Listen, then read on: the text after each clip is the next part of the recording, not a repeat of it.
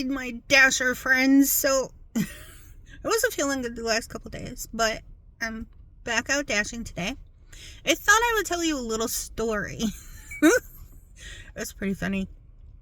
So, I was dashing in Cracker Barrel, and I went in and had to wait a little longer than normal. It was a huge order. I came out of there with 2 great big, huge, gigantic bags. And I'm going through the parking lot, and I see this car coming out of its parking space slowly. I'm like, something's off with that. I'm like, wait, there's no brake lights. So I peek around, and I'm like, there's nobody in that car. It's just like rolling down into the parking lot. And I'm like, oh my gosh, it's going to hit somebody or another car. It could be like so much damage. And here I have my hands full of Cracker Barrel. And I'm like, what am I going to do? So I run over. Running is not easy for me. I ran over this car. And I'm like, I'm going to stick my big old butt right in front of it. I did too. I stuck my big old butt up against it and I pushed back. It stopped.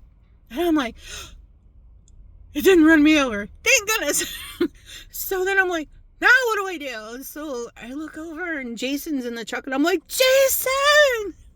Well, he thinks there's something wrong because I haven't been feeling good lately. He comes running out of the truck. He's like, whoa, what, are you okay? And I'm like, this car is rolling into the parking lot. So we stuck, well, I did, he took a hold of the car with his butt, pushing up against it. I ran over and stuffed my food that I had picked up in the warmer bags. Thank goodness I had something more substantial than DoorDash bags because it kept it warm, really warm.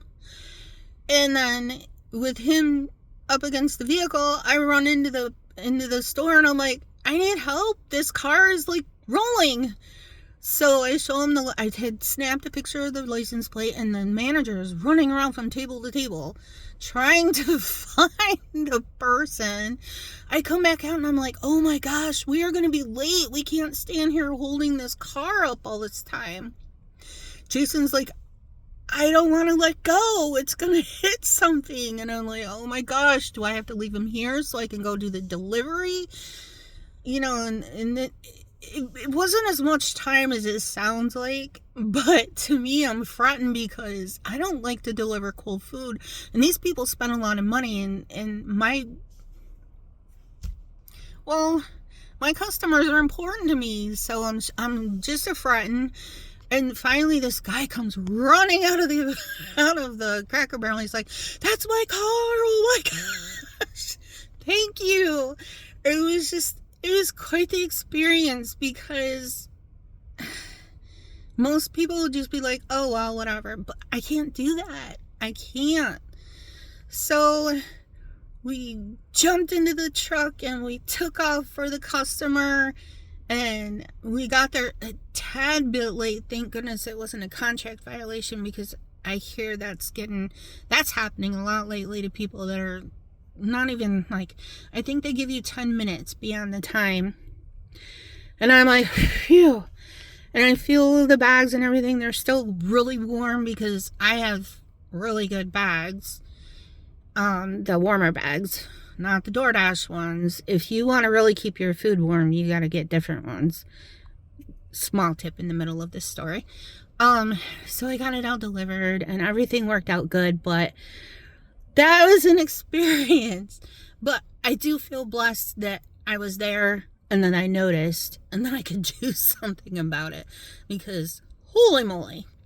So I know this is kind of a longer story, but